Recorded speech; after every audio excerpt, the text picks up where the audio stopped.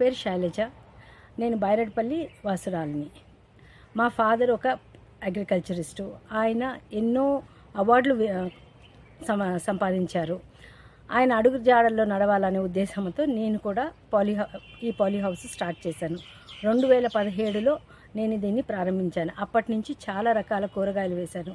Capsicum, తర్వాత ఇది cucumber 3వ పంట నాది.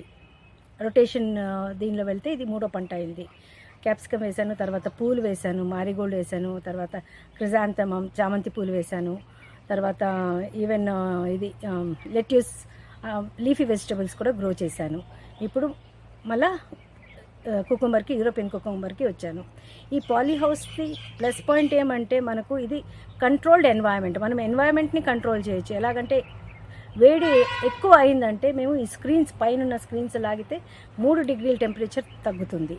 ప్లస్ ఇంకా ఎక్కువ వేడి ఉంటే 11 గంటల నుంచి మళ్ళీ మధ్యాహ్నం 3 గంటల వరకు ఫాగర్స్ అనేది ఉంటుంది. దాన్ని ఆన్ చేస్తే కేవలం ఒక 5 నుంచి 10 సెకండ్లే వేయాలి ఆ ఫాగర్స్. అలా వేసామంటే ఇమ్మీడియట్లీ 3 నుంచి 4 డిగ్రీల టెంపరేచర్కి తగ్గిపోతుంది. దీని ప్రయోజనం ఏమంటే దీనివల్ల మనకు కొంచెం పెస్టిసైడ్స్ని కంట్రోల్ చేసేదే కాకుండా దిగుబడి ఎక్కువ తీయొచ్చు. మాది 60 సెంట్స్ ఉంది. ఈ పాలీ హౌస్ నాది 60 సెంట్స్ అంటే దాదాపు 2 ఎకరాలు బయట ఎంత తీస్తామో దాన్ని మనం ఇక్కడే తీయొచ్చు. అంటే ప్రొడక్షన్ ఎక్కువ వస్తుంది దీని లోపల. ప్లస్ హెల్తీగాను ఉంటాయి వెజిటబుల్స్, చాలా హెల్తీగానే వస్తాయి. మనం ఎంతో పెస్టిసైడ్స్ ఇవన్నీ కంట్రోల్ చేయొచ్చు. అండ్ మనం ఉపాధి కల్పించినట్లు కూడా అవుతుంది.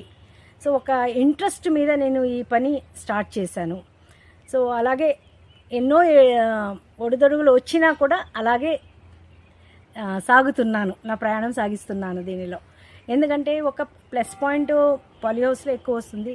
కాకపోతే వాన కానీ ఎక్కువ గాలి వచ్చిందంటే పైన రూఫ్ లేచిపోతుంది.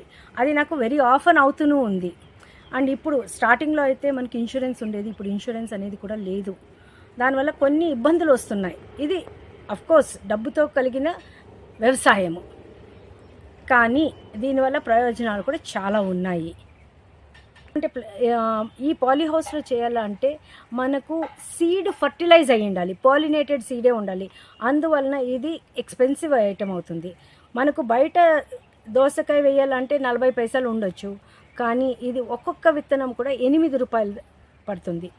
అదే మనం శాప్లింగ్ తీసుకోవాలంటే ఒక చిన్న శిశు తీసుకొని వచ్చి పెట్టాలంటే అది 12 నుంచి 15 రూపాయల పైన పడుతుంది. మనం సీడ్స్ నాటితే 8 రూపాయలు ఒక్క సీడు. సో కాస్టు ఎక్కువ, బట్ దిగుబడిను ఎక్కువ. నేను ఇంతకుముందు చెప్పినట్లు 1/2 ఎకరాలో మీరు 2 ఎకరాల్లో సాగుబడి తీస్తే మేము 1/2 ఎకరాలో తీయగలుగుతాము. ప్రొడక్షన్ ఎక్కువ ఉంటుంది ఇక్కడ.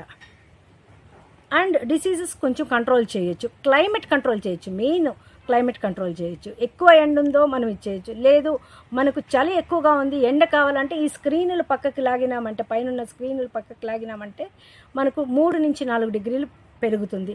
ప్లస్ బయట మనకు విండ్ స్క్రీన్స్ ఉంటాయి, అవి వేసామంటే మళ్ళీ లోపల హ్యూమిడిటీ పెరుగుతుంది. అదే మేడం, ఇక్కడ పండించినటువంటి పంటను మీరు ఎక్కడ ఎగుమతి చేస్తాము? మేము మెడ్రాస్కు పంపిస్తున్నాము. ప్రస్తుతానికి మెడ్రాస్ మార్కెట్కి పంపిస్తున్నాము, కోయంబేడు మార్కెట్. లోకల్లో కూడా ఎవరైనా తీసుకుంటారంటే మోస్ట్ వెల్కమ్, ఇవ్వడానికి మేము చాలా సిద్ధంగా ఉంటాం. ఎందుకంటే ఈ రోజుల్లో రైతుకు రావడం తక్కువ. చాలా వరకు మనము ట్రాన్స్పోర్టేషన్లో కానీ ప్యాకింగ్లో కానీ చాలా పోగొట్టుకుంటున్నాం. అదే ఇక్కడే ఎవరైనా వచ్చి కొనుక్కుంటున్నారంటే రైతులకు మీరు మేలు చేసినట్లు అవుతుంది. ప్రస్తుతం మార్కెట్లో కిలో ధర ఎంత ఉంది మేడం? నిన్నటి ధర వచ్చి 40 రూపాయలు కిలో అని విన్నాను. అది అవుట్ సైడ్ కుకుంబర్ అయితే, బయట కుకుంబర్ అయితే దీనికి ఇంకా ఎక్కువ ఉంటుంది. ఈవెన్ పూలు కూడా మనము లోపల పాలీ హౌస్ పూలు అని చెప్పినామంటే బయట 20 రూపాయలు ఉంటే మాకు 30 నుంచి 40 రూపాయలు క్వాలిటీ బట్టి ఉంటుంది. ఎందుకంటే ఇక్కడ లోపల వేసిన పూలు అయితే మీకు దాదాపు 10 రోజులైనా కూడా వాడిపోకుండా ఉంటుంది. చాలా ఫ్రెష్గా ఉంటాయి పూలు. ఈవెన్ ఫ్రూట్స్ కూడా చాలా వరకు చాలా ఫ్రెష్గా ఉంటాయి. మనం బయట వాతావరణానికన్నా ఇక్కడ నుంచి తీసుకువెళ్ళిన పెట్టిన వెజిటబుల్స్ చాలా ఫ్రెష్గా ఉంటాయి.